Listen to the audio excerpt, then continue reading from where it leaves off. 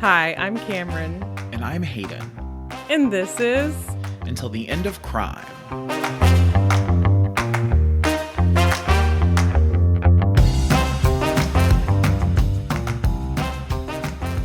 Cameron, have you ever drowned before? No, my dad has. I knew you were going to say that. I knew you were going to bring up your dad. I knew that you knew that. He's alive. Listeners, Yeah. in case you didn't know, he is alive and with us. Not with us, but on this earth. Breathing. It was actually, this week is the 42nd anniversary of when he broke his neck. July 3rd, 1983, Austin, Texas. Was it a lake that he dove into? Lake Austin. Lake Austin. Yeah. I wasn't thinking about that when I decided to bring this case to you today, or when I asked if you knew someone. Sorry, that is not funny. When I asked if you knew someone who had drowned. No, you asked if I had drowned. If you had Actually, drowned. you know what? I did drown when I was in utero. I drowned in my own shit. I aspirated the Marconi and almost died from it. That's awful. That's why you have, what is it? Do you have something still? Or just fragile lungs? Yeah, they're not great. Yeah. I mean, they're fine, but they're not great. They're scarred. There's worse lungs. They collapsed. Yeah. And they fully expected them to collapse again. But they never did, because you're strong. You're a fighter. They didn't collapse again because they said if they were going to collapse again that they would likely have to paralyze me from the waist down. And I'm not. I hate that my mind went to matching wheelchairs with your dad. Oh, yeah. I mean, the house was already modified for wheelchairs, so I was born in Austin. Do you want me to bring this back around to Austin for you? I lived there for 10 years. Not all at once, but like in total. There you go. Our social media manager, Sienna, lives in Austin. The capital of the Lone Star State. Indeed. We are the Lone Star in a lot of ways. Today's story involves drowning. And it also involves the city of Austin. How could anyone have guessed to this point? So let's just dive in, because I'm so tired. I can't Not think of ways dive to be in. cute and clever. Not dive in. Yeah, Not I didn't mean drowning. to.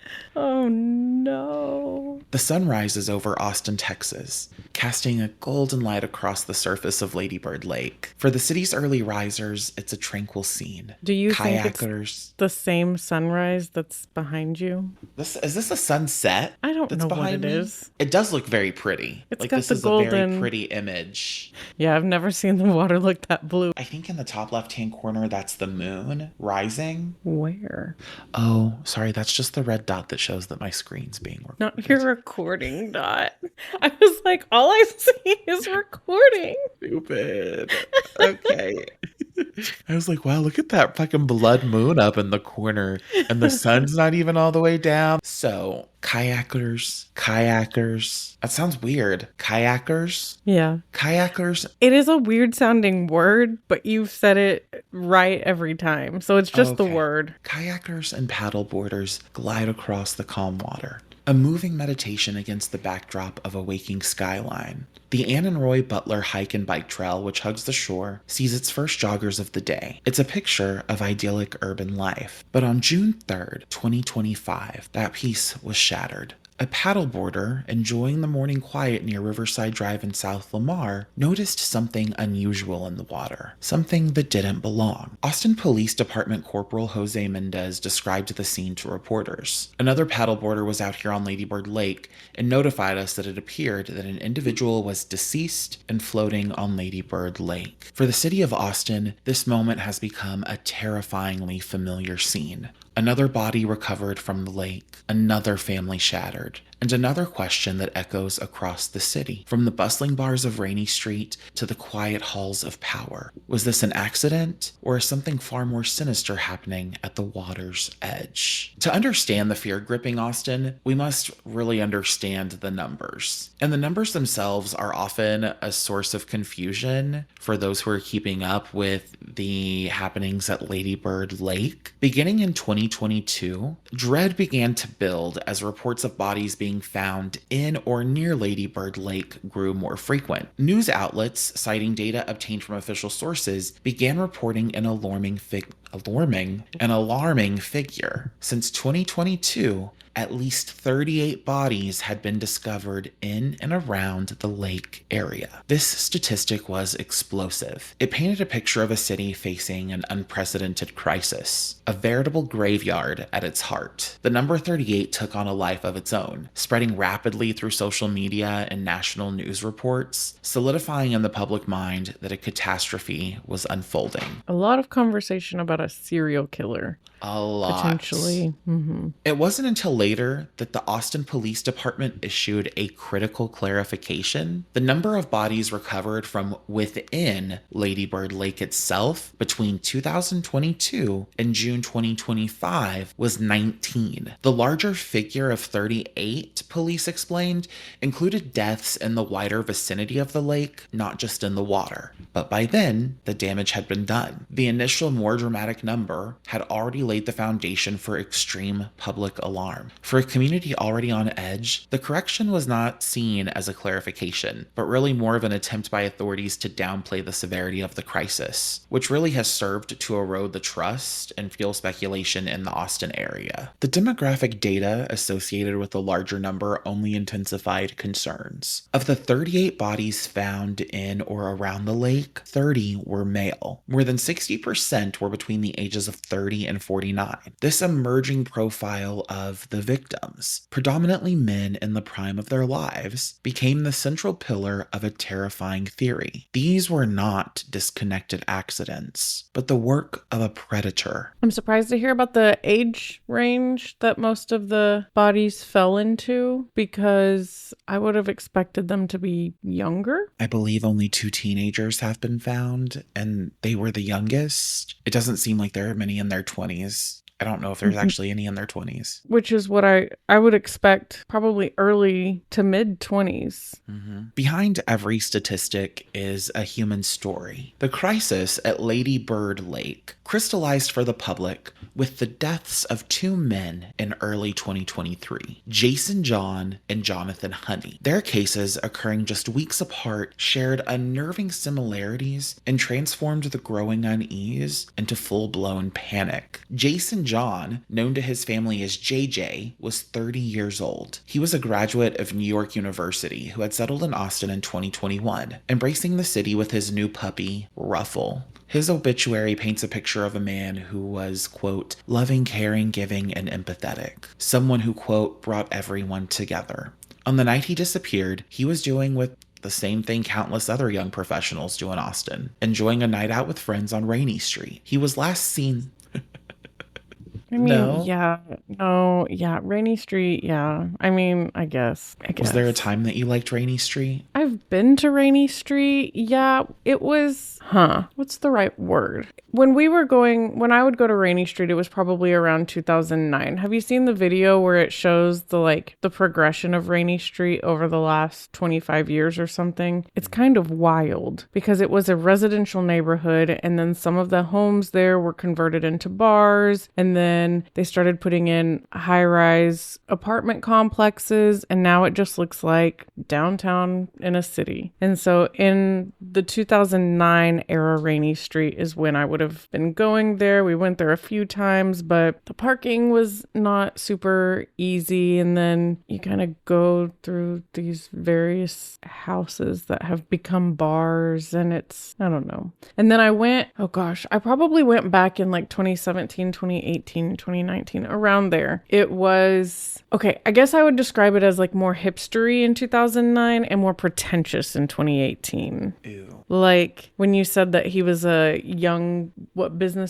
professional, that was very much the vibe, was we are all professionals and everything was more expensive. And that was just kind of the energy. And I don't think that energy and my energy align. So I liked it better. Not that I was ever really hipstery, but I feel like I can occupy the hipster space without feeling too out of place. Listen, neither of those environments is for me. I've never understood being a hipster. It feels so effortful. Like there's so much effort into being a hipster. And I don't even think hipster is the right word, but it felt just less pretentious when I went in 2009. Either way, it's probably not a place I'd go, but that's just because it's outside of my home. Right. You've never really been one to like go out and hang out at bars, or even like in Austin, most bar areas are kind of strips of bars. Rainey Street, 6th Street, the Domain, or the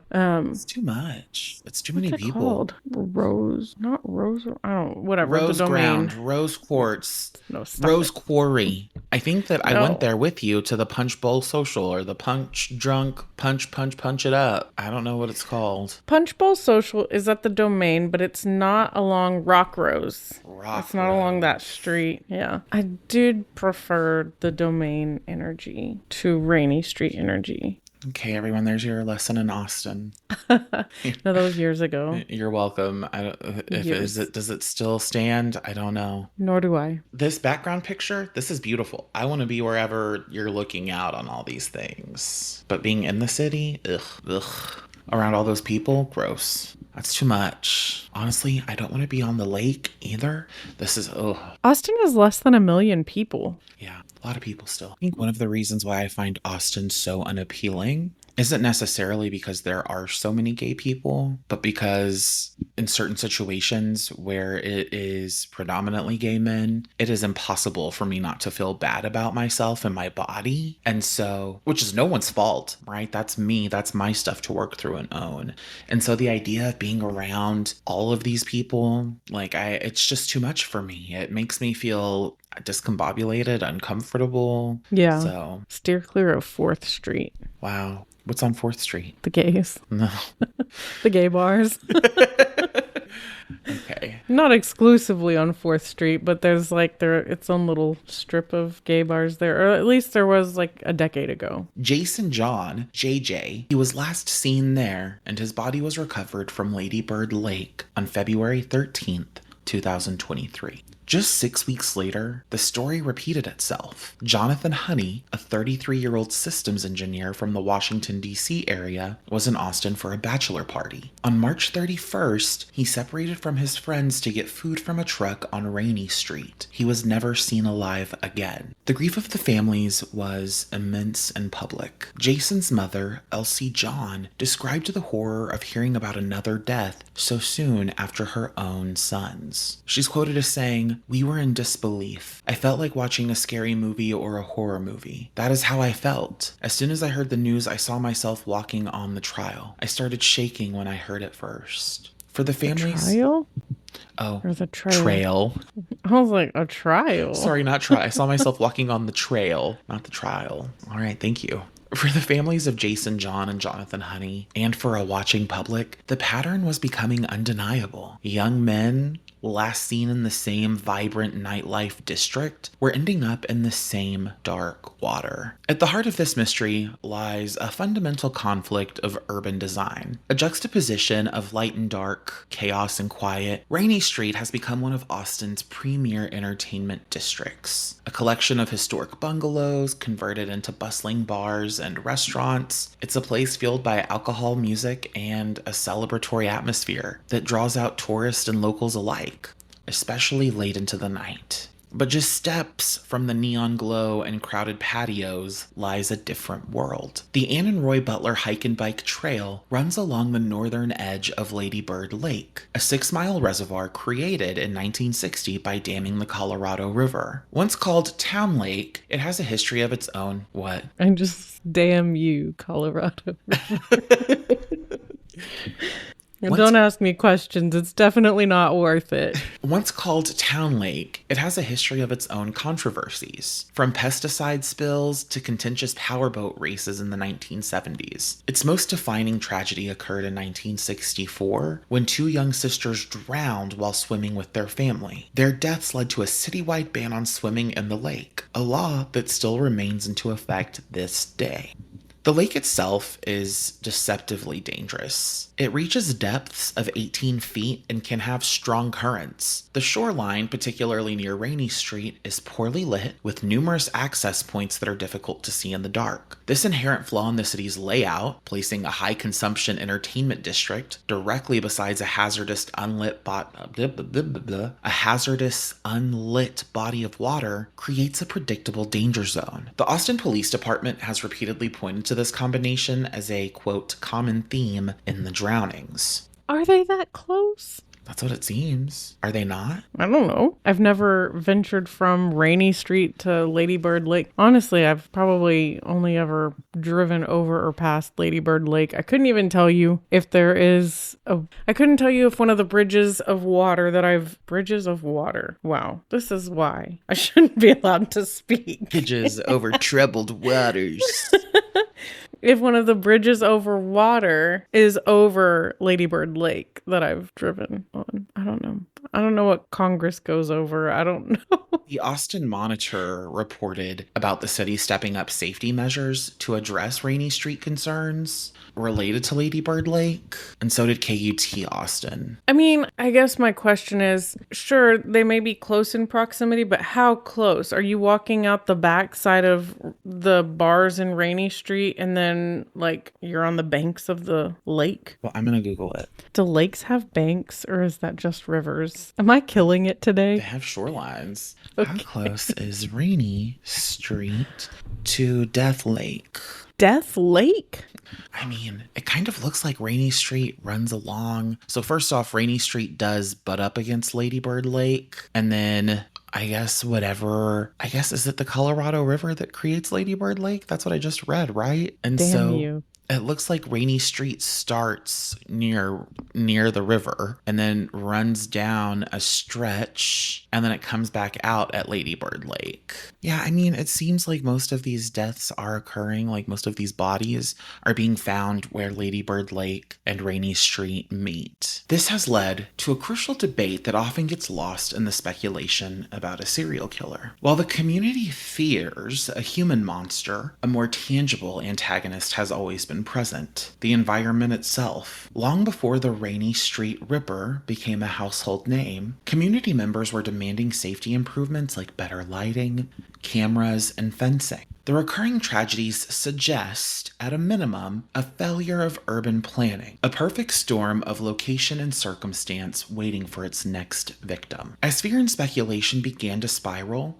the Austin Police Department and other city officials moved to control the narrative. Their message has been consistent, firm, and unwavering from the start. There is no serial killer in Austin. In press releases, news conferences, and direct statements, the APD has worked to quell what it considers to be unfounded rumors. Their position is built on a simple, repeated assertion. Different quotes exist from different officials within the APD. I just pulled a few. The deaths of these individuals are not considered suspicious. At this time, there is no evidence in any of these cases to support allegations of foul play. And then our investigators approach every case with an open mind and objectively examine all available evidence. This official stance has been echoed by a series of law enforcement figures. Then Police Chief Joseph Chacon was unequivocal, stating that the rumors were just rumors and that deaths in the lake, while tragic, are, quote, nothing out of the ordinary for a city of Austin's size with a major waterway.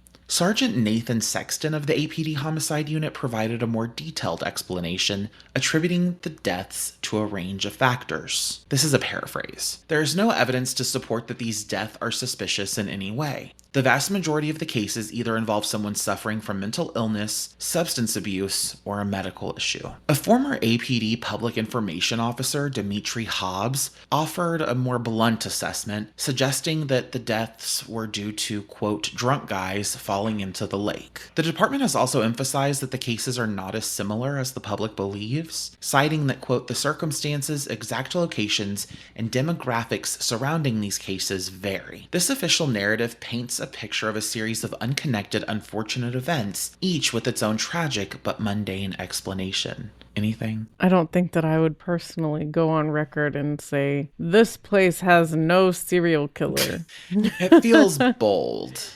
And I also just kind of assume that there's always a serial killer at work everywhere. You know, we're actually going to talk a little bit about the phenomenon you just described at the end of the case. The cornerstone of the police department's argument is the forensic evidence, or really the lack thereof. The APD works in tandem with the Travis County Medical Examiner's Office, which conducts full autopsies on each of these cases, and according to the police, the results of these autopsies have consistently failed to show signs of a struggle or attack. They have, quote, not revealed any trauma to the bodies, nor indication of foul play. If we look at some of the specific findings that have been made public, we can see that the autopsy for Jason John ruled his death an accidental drowning. Crucially, the report noted that a witness saw him vomiting by the bank of the lake before falling in. The witness tried to help and then call 911. A toxicology screen found alcohol in his system, but, quote, no illicit substances or medications. When his body was recovered, he was fully dressed with his wallet and phone still in his pockets.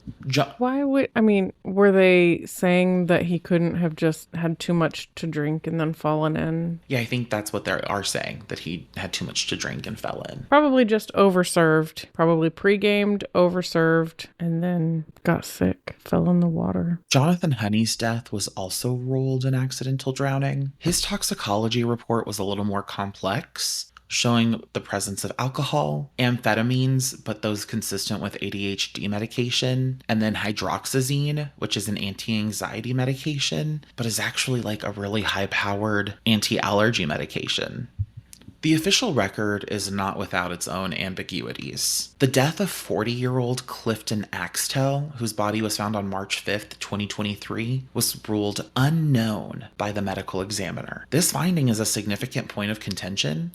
An unknown ruling means that after a full autopsy and investigation, the pathologist could not definitively determine the cause of death, which directly contradicts the narrative that all cases have clear accidental explanations. Furthermore, data obtained by Fox 7 Austin revealed that about half a dozen of the cases since 2022 remain, quote, unknown. There's also one confirmed homicide, Josue Moreno. On December 19th, 2022, he was found dead inside a truck that had crashed through a guardrail and into the lake. An investigation revealed that he had been shot while driving, leading to the crash, and a suspect was later arrested. While police treat this as a separate solved case, for the public, it adds another layer of violence to the lake's grim reputation. And this leads us to a critical gap between the official position and public suspicion. Law enforcement relies on the, quote, no signs of trauma finding as proof of no foul play. But families and online communities argue this is a classic case of the absence of evidence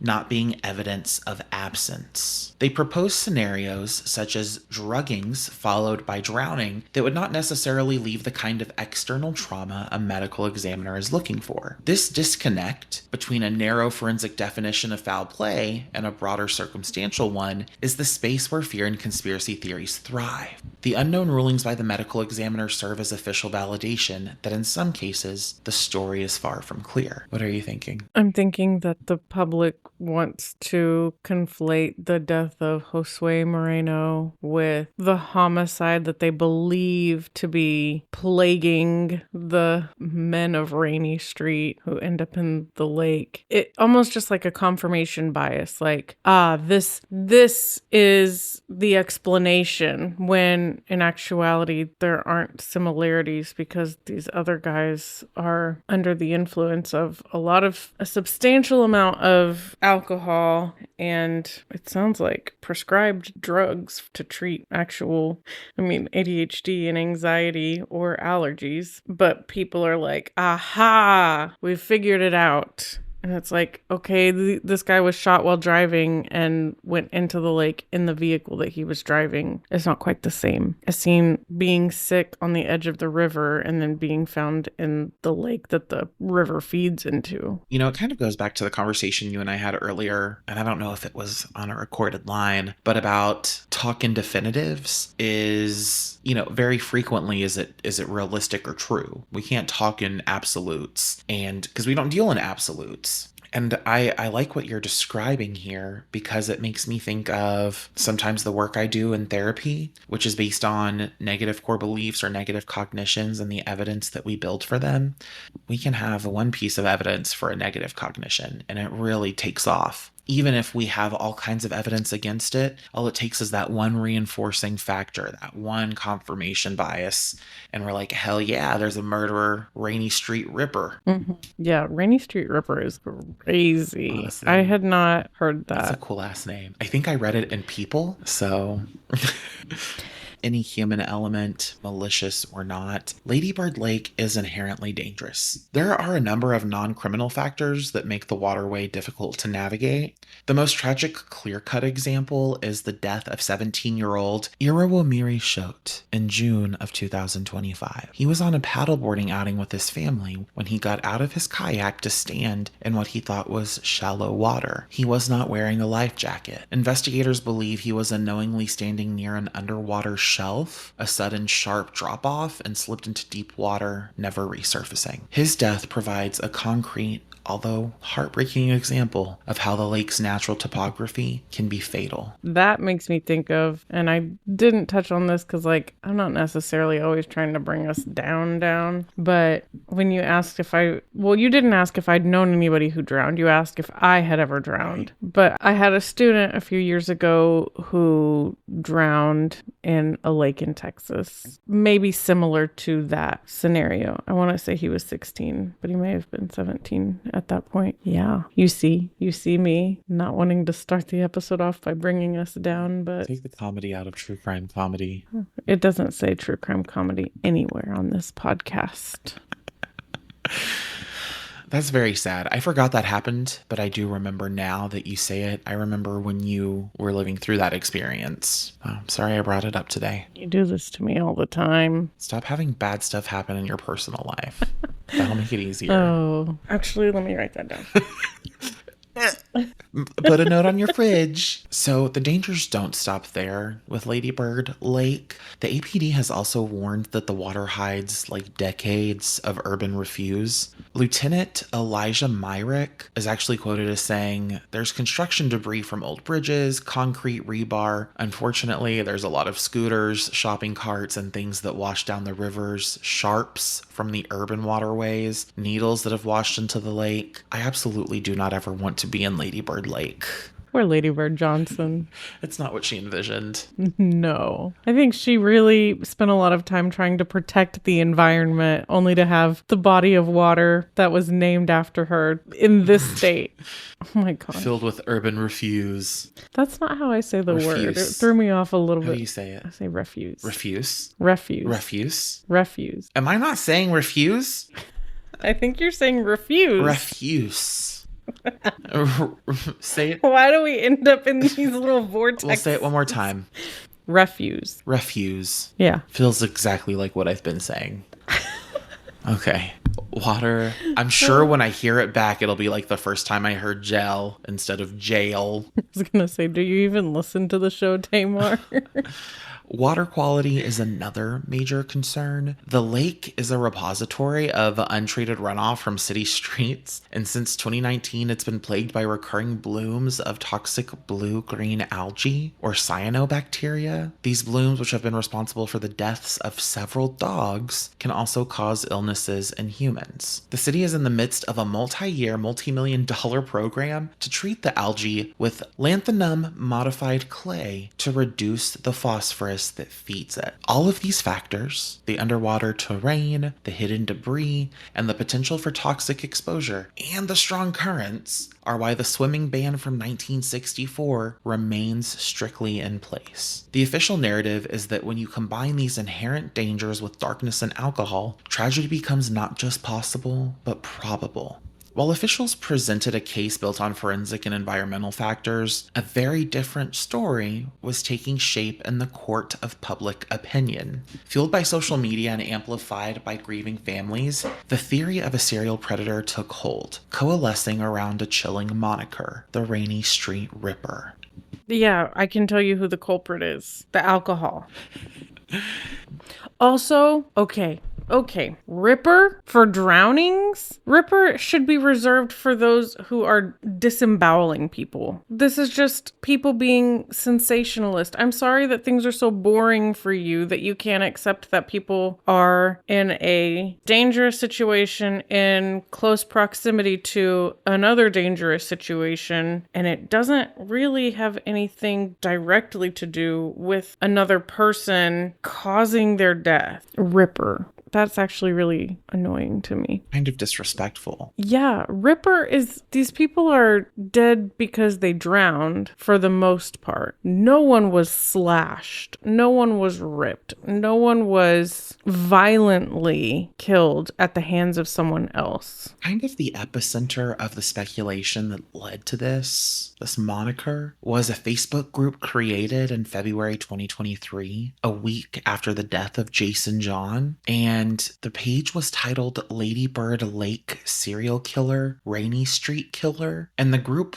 exploded in popularity, and it very quickly amassed tens of thousands of members from around the world. It became a digital headquarters for a crowdsourced investigation, a place where concerned citizens and internet sleuths and family members could share information, compare notes, and develop theories away from the official police narrative. That theory very quickly jumped Facebook to other platforms. On TikTok, the hashtag Rainey Street Ripper garnered millions of views, with countless videos detailing rumors and dissecting the case. Simultaneously, a change.org petition titled APD acknowledged that the Austin drownings may not be accidents began to circulate, gathering over 6,000 signatures. It demanded that police investigate the deaths more thoroughly and called for tangible safety improvements around the lake, such again as the better lighting and cameras. The Ripper was no longer just a whipper. The Ripper was no longer just a whisper. A whippersnapper. Whisper was no longer just a whisper. It was a roar of public concern and distrust that officials couldn't ignore. There is an emotional core to this counter-narrative, and it comes from the people who had lost the most, the families of the victims. Unwilling to accept the official rulings of accidental death, they became powerful advocates, publicly challenging the police and demanding answers. Among the most prominent voices are the family of Martin Gutierrez, who died in 2018, years before the recent cluster. His case serves as a crucial prequel to the current mystery. Gutierrez was last seen on Rainey Street, and his family insists that video footage from that night showed him in a delirious state, which was highly out of character. Most critically, they claim his autopsy report mentioned he had suffered blunt force trauma to the back of his head, a detail that contradicts the entire no trauma narrative that police have applied to the more recent cases. The family of... Well, it doesn't contradict that for the cases in which there was no blunt force trauma. Right.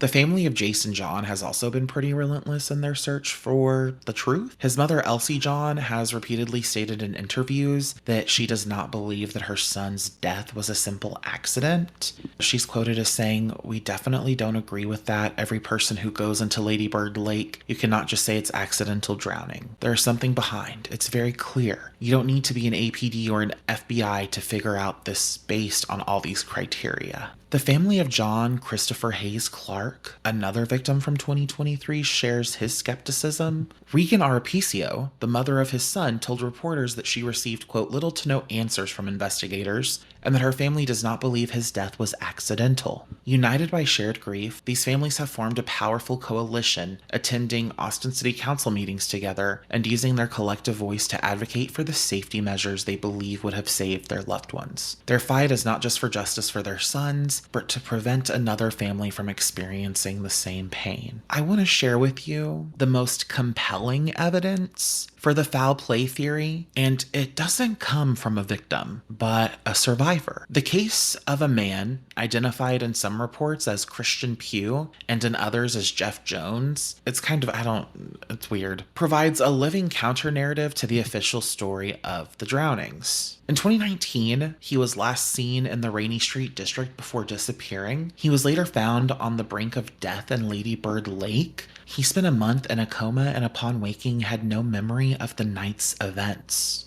According to the reports, he had suffered a broken back from a 25-foot fall off a bridge. Most significantly, medical tests allegedly confirmed he had Rohypnol, or the potent date rape drug, in his system. His story introduces a specific sinister mechanism that could explain how healthy young men are ending up incapacitated and in the water. This theory that victims are being drugged at bars before being robbed or assaulted is one of the most persistent in the case. While police have maintained that the drownings are not connected to foul play, they have acknowledged a separate but geographically relevant criminal pattern. An APD sergeant confirmed that the robbery division has investigated cases where individuals, including a specific female suspect, have drugged bar patrons in the area in order to rob them. And while police insist these robbery cases are separate from the drownings, the official acknowledgement that a drugging for criminal purpose scheme was actively occurring in the same entertainment district lends significant plausibility to the family's fears. It confirms that the predatory scenario they imagine isn't just a theory, but a documented reality in Austin's nightlife. I see you squinting.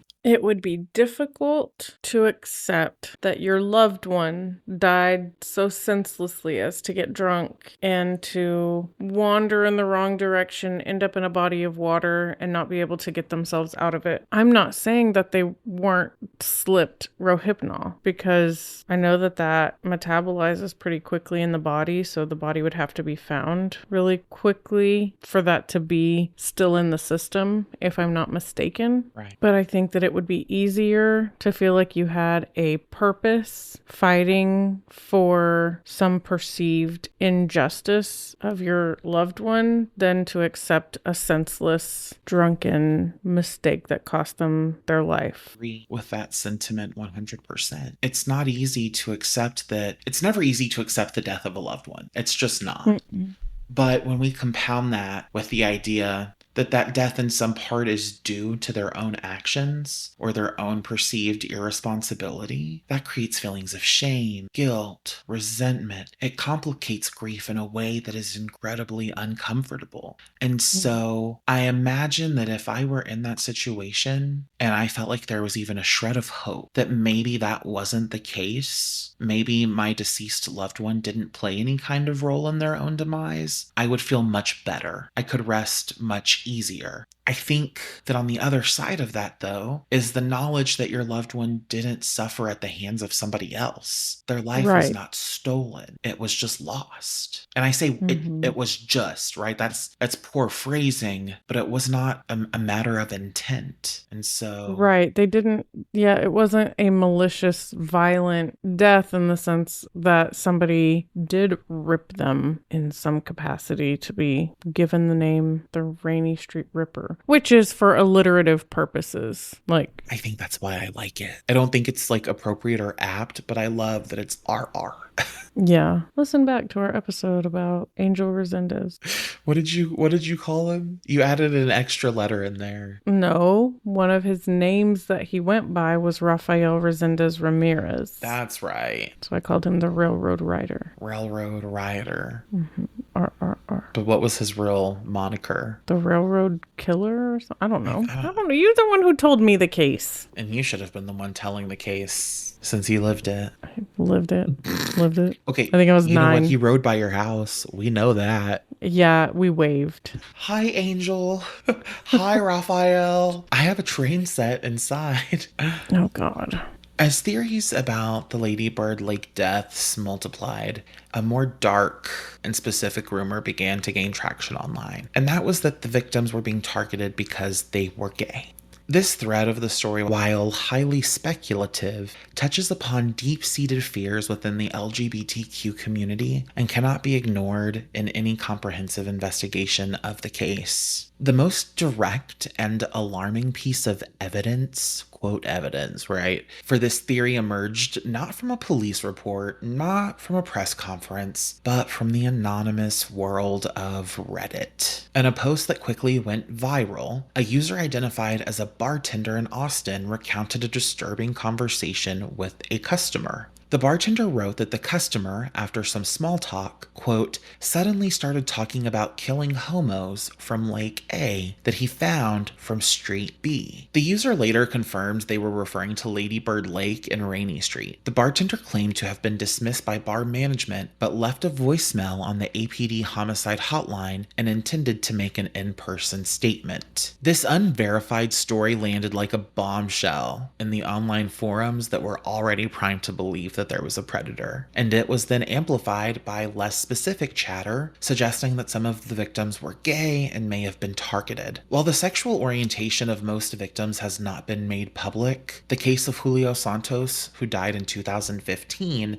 adds a layer of historical context. Santos, who was androgynous and used he/him pronouns, disappeared from a bar in the downtown area before being found in the lake. Another instance of a gender non-conforming individual meeting a tragic end near the water. Although there is no direct, verifiable evidence linking the string of drownings to a coordinated anti-gay hate crime, the rumor persists because it taps into a very real and justified climate of fear. The mystery of Lady Bird Lake does not exist in isolation. The theories swirling around Austin are echoes of a larger national phenomenon, a recurring narrative of young men, mysterious drownings, and the specter of a hidden network of killers. There is an alleged predecessor to this Rainey Street Ripper that people believe, and they often point to the smiley face killer. Not the happy face murderer, but the smiley face killer. And Cameron, are you familiar with the smiley face killer? I think we did talk about this a little bit when we covered Keith Jesperson, but basically they were noticing that nearby areas to where people's bodies were found, there were these smiley faces, but they were not uniform. They did not necessarily match. They were not always in the same proximity to the bodies. They were not always even on the same type of material. Like, it wasn't like they were all on nearby trees or they were all on nearby overpasses or anything. It was just, aha, we found half a mile down the road, there was a smiley face that was graffitied on something. So this must be this serial killer, but it didn't make any sense. Yeah. And I did know that there was some conjecture about that being the smiley face killer operating in Austin, but it's not even geographically relevant. So I know, back to your wonderful Reddit community, they're like, yes, it's this online conspiracy. People are obviously talking about committing these crimes and then leaving the mark of a smiley face after they're done. And it's like, okay, or a smiley face is an easy thing to graffiti. And a lot of times, if you don't know what else to, you're like, oh, look at me, I've got paint or a knife or whatever the case may be. And then you just end up doing a smiley face because what else is there to do? We're just not that creative. Sorry. Just like what you said is kind of what I wanted to express here. There are parallels, right? There are young men involved, proximity to bar locations or districts, instances of accidental drowning. But much like with the smiley face killer, the Rainey Street Ripper is all but officially discredited and dismissed. I mean, the FBI went in and reviewed cases related to the quote smiley face killer and has said there is no evidence for any link between any of these cases, which is essentially what we hear here with the quote Rainey Street Ripper. There is no real evidence that connects these cases together. just circumstances. Which leads us to the question, why? Why are these stories so compelling? Why are these theories so gripping? And Rachel Monroe, a journalist and author, actually points to the explosion of true crime as a form of entertainment. She wrote it. Okay, Rachel. True crime has been a form of entertainment since the dawn of time. We have a wider reach now, okay? Rachel Monroe authored a text called Savage Appetites and suggests that a portion of the public has become, quote, crime-pilled and conditioned by podcasts and documentaries to see complex narratives and conspiracy where there may only be random tragedy. This culture... Let's just not forget that people back in the day, 1800s, they would go to the crime scenes and they would take pieces of the crime scenes home with them. This is not new. It's just more globalized because that's the world that we live in, Rachel. Monroe notes that this culture of true crime and internet sleuthing is driven by human nature and ego, and discusses that it's exciting for individuals to believe that they may come up with an answer that no one else has. And ultimately, social media, like you were kind of saying, makes it collaborative with things like algorithms and suggested content, incentivizing the most sensationalist of theories. They couldn't even come up with the right answer during their classes when they were in school. They're not coming up with some newfound, what a genius moment you've just had. Come on. While we still have questions about the validity or possibility of the Rainey Street Ripper, whether it be a social construction, a real person, the fear has generated a very real and tangible impact on the city of Austin. And East Austin residents and community groups have been voicing concerns about the dangers of Lady Bird Lake for decades. However, the serial killer panic that really took off in 2023 has led to some changes. And in April 2023, following the deaths of Jason John and Jonathan Honey, the Austin City Council began to move with a very uncharacteristic speed, and they initiated a slate of safety upgrades around the Rainey Street district and the adjacent trail. This included installing temporary and later permanent fencing to create a barrier between the trail and the water. Solar-powered lighting was installed to illuminate the notoriously dark path. High-activity location observation or halo security cameras were mounted, and patrols by park rangers and police were increased. The city even began stationing EMS personnel directly at the trailhead during peak hours. It looks like these upgrades and changes costed nearly $1 million and have started a new pilot program called Sip Safely to raise awareness about drink spiking and distributing testing strips in entertainment districts. It's kind of this really cool illustration of the power of collective public pressure and the fear of this monster that was amplified into a moral panic succeeded where years of rational request had failed. And so, whether it be fact or fiction, fact or fear, however we want to look at it, maybe the theory of the Rainey Street Ripper has done more good than harm. And that's... Every time you say Rainey Street Ripper, it just really, I don't know, there's something about it that really is almost grating to me because it's just so, it's sensationalist. It is. And I don't like that. You know, it's an interesting perspective on, do the ends justify the means? It's terrible that these individuals lost their lives, regardless of the circumstance. But I think without this belief in a, quote, Rainey Street Ripper, without such this sensationalized and out of touch presumption of what was causing death, there may not have been any kind of upgrades or conversation around it at all. And more they people wouldn't have would been still pressured. be dying. Sure. Safety measures should have been put. We're tongue-tied. killing it today. We're doing so good. We're so good. Yeah. Safety measures should have been put in place when they put flowing alcohol that close to such a dangerous body of water. Filled with refuse. Refuse. Refuse. Refuse. Refuse. Is that French? Refuse.